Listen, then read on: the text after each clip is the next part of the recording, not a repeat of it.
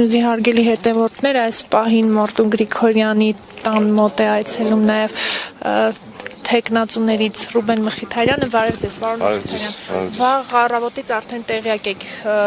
իրողությունների մասին, նախ Մայր Հայաստան դաշինքի շտաբում էր խուզարկություն իրականացվում, այս պահին էլ Մարտուն Գրիգորյանի շտաբում, ինչպես նաև տանը խուզարկություն իրականացնելու թույլտվությունն են, չնայած այս պահին սպասում են փաստաբանին, ինչպես կգնահատեք։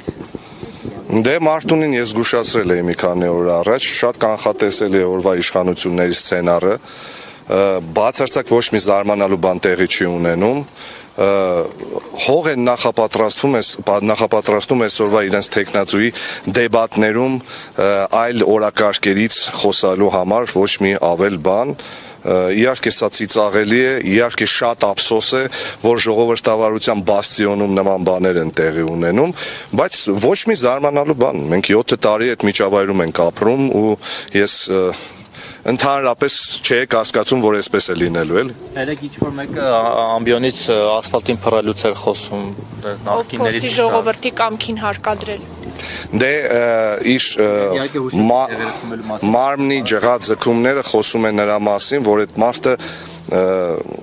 կռուգավոյ ճնշման տակ է, Ալիևը ճնշում է, Ամերիկան ճնշում է, Ռուսաստանը ճնշում է, երևի Աննան ճնշում է, Գյումրիի ընտրությունները ու ենթադրյալ արդյունքները Գյումրիի ճնշում են, դե այդ մարդը ինչ որ մի ձևով պետք է հոգեկան բավարարվածություն ստանա։ Հիմա ինչ եք մտածում, այս ամեն ինչ հետևանքներ կունենա եւ արդյոք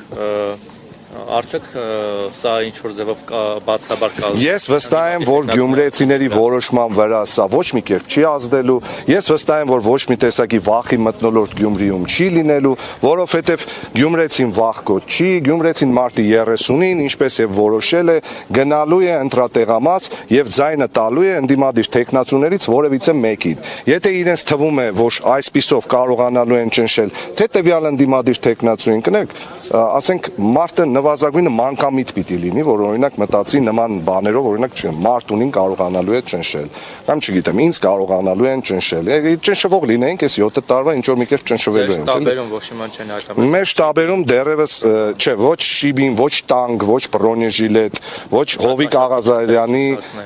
հեռախոսային զրույցներ, ոչ մի բան նման դեռևս չեն հայտնաբերել, բայց կարող է եւ կան հայտնաբերեն, ինչ։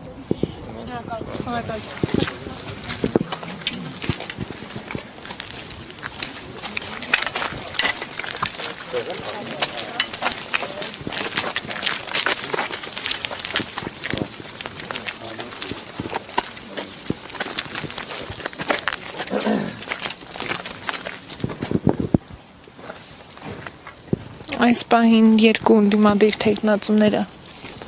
առանձնազրույց են ունենում,